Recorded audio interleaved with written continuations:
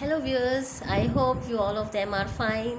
अच्छा टाइम गुजार रहे होंगे, स्टडी पे फोकस हो रहा होगा। Very difficult time for you, but जब तक आप पढ़ते रहेंगे तो नहीं मुश्किल होगी। आपके कमेंट्स बॉक्स में आपने मुझे कहा था टाइप ऑफ सेंटेंसेस, हमने इस पे और भी वीडियो बनाई है। कंपाउंड सेंटेंसेस, सिंपल सेंटेंसेस मैंने एक्सप्लेन कर दिए हैं।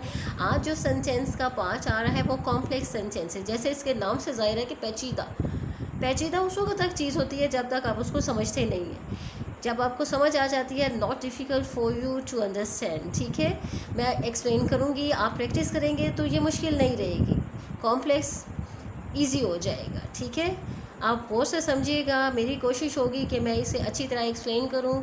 अगर आपको कहीं भी डिफ़िकल्टी होती है तो कमेंट बॉक्स में आप मुझे बताइएगा। मेरे चैनल को सब्सक्राइब कीजिएगा और आइकन बटन को प्रेस कीजिएगा ताकि आने वाली वीडियो आपको परफेक्ट आप तक पहुंच सके। ठीक है, चलिए आज हम अपना टॉपिक स्टार्ट करते हैं। टाइप ऑफ सेंटेंसेस में कॉम्प्लेक्स सेंटेंसेस हैं। इस सेंटेंस में दो पार्ट होते हैं। पहला इंडिपेंडेंट क्लॉज होता है, दूसरा सबॉर्डिनेट क्लॉज होता है। ये जो दो अलग अलग सेंटेंसेस होते हैं, इसमें जो जॉइंट करता है वो सबॉर्डिनेटिंग कंजंक्शन होती है। ये इंडिपेंडेंट क्लॉज क्या होता है? ये कॉम्प्लेक्स सेंटेंसेस में, कंपाउंड में मैंने बताया था इंडिपेंडेंट होते हैं, दोनों के अलग अलग मीनिंग चल सकते हैं। लेकिन कॉम्प्लेक्स में क्या होता है? कॉम्प्लेक्स में क्या होता है? जो इंडिपेंडेंट क्लॉज होता है, जब तक ये मौजूद नहीं होगा तो सबॉर्डिनेट क्लॉज क्लियर नहीं होगा।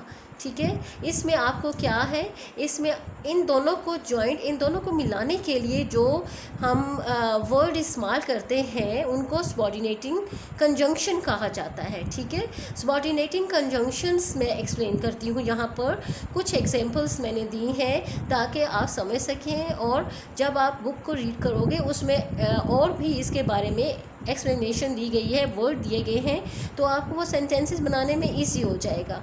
आप देखें, फॉर एग्जांपल मैंने कुछ दिए हैं यहाँ पे वर्ड। इसमें इफ़ है, बट है, since, when, as soon as, in order, et cetera, यानी और भी वर्ड हैं।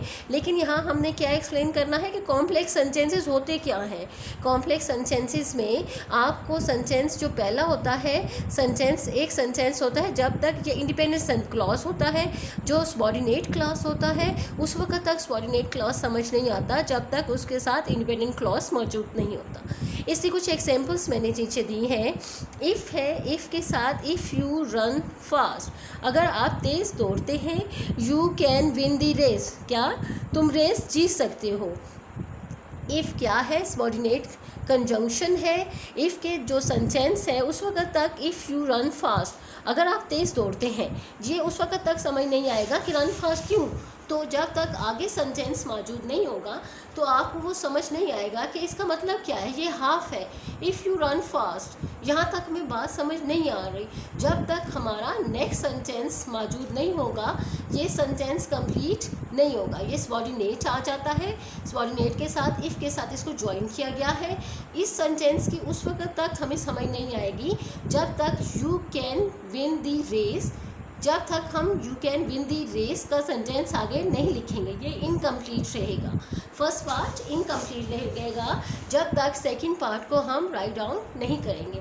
नेक्स्ट एग्जांपल है आपकी, यू मे गो होम, तुम घर जा सकते हो।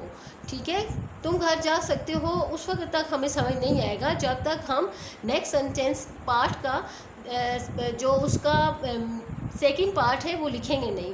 उसको किसके साथ ज्वाइन किया है? उसको हमने सबॉर्डिनेटिंग कंजंक्शन के साथ ज्वाइन किया है।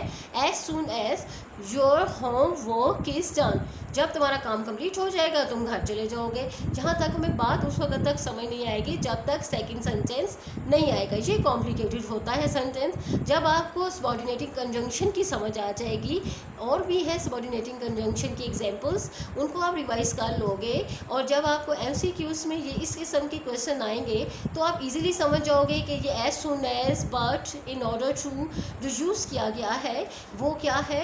ये कॉम्प्लेक्स सेंटेंसेस की पहचान है।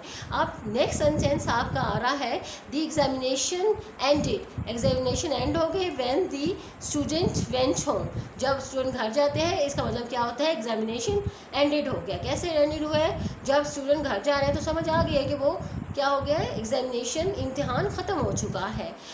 आई होप यू अंडरस्टैंड। अभी तक जितना मैंने एक्सप्लेन किया है ये सबऑर्डिनेटिंग कंजंक्शन के साथ इसको ज्वाइनिंग हम दे रहे हैं।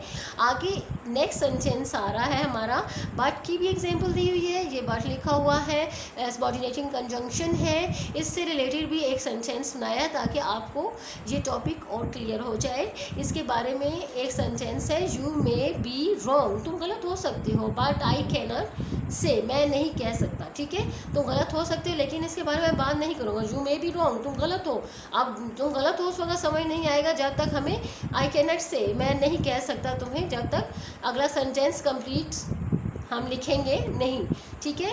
जो एक इंडिपेंडेंट क्लॉज होता है, उसका जो नेक्स्ट पार्ट होता है जो उसके साथ कनेक्ट करता है उसको, उसका सबऑर्डिनेटिंग कंजंक्शन होता है। सबऑर्डिनेटिंग कंजंक्शन उस वक्त तक समझ नहीं आता जब तक इंडिपेंडेंट क्लॉज उसमें मौजूद ना हो। इसके इंडिपेंडेंट क्लॉज का होना ज़रूरी है, तब जाके सबऑर्डिनेट कंजंक्शन, सबऑर्डिनेट क्लॉज समझ आता है, तब उसके बारे में बात क्लियर होती है, ठीक है। आप इसको कंजंक्शंस की और भी एग्जांपल्स हैं, आप पढ़िएगा, बुक में मौजूद है, तो आपको इजीली ये समझ आ जाएगा। If you have any problem in understanding you can tell me. मैं दोबारा इस पर आपको एक्स्ट्रा सेंटेंसेस भी सेंड करूँगी, अपलोड करूँगी, तो आप उनको देखेंगे तो पढ़ेंगे तो आपके लिए मुश्किल नहीं होगी। आई होप यू अंडरस्टैंड जितना मैंने एक्सप्लेन किया है। आप कमेंट बॉक्स में मुझे लिख भी सकते हैं, सेंड कीजिएगा, तो मैं इसके बारे में और भी एक्सप्लेन कर दूँगी। कोई डिफ़िकल्टीज हो तो you can discuss with me. Have a nice time students, good bye.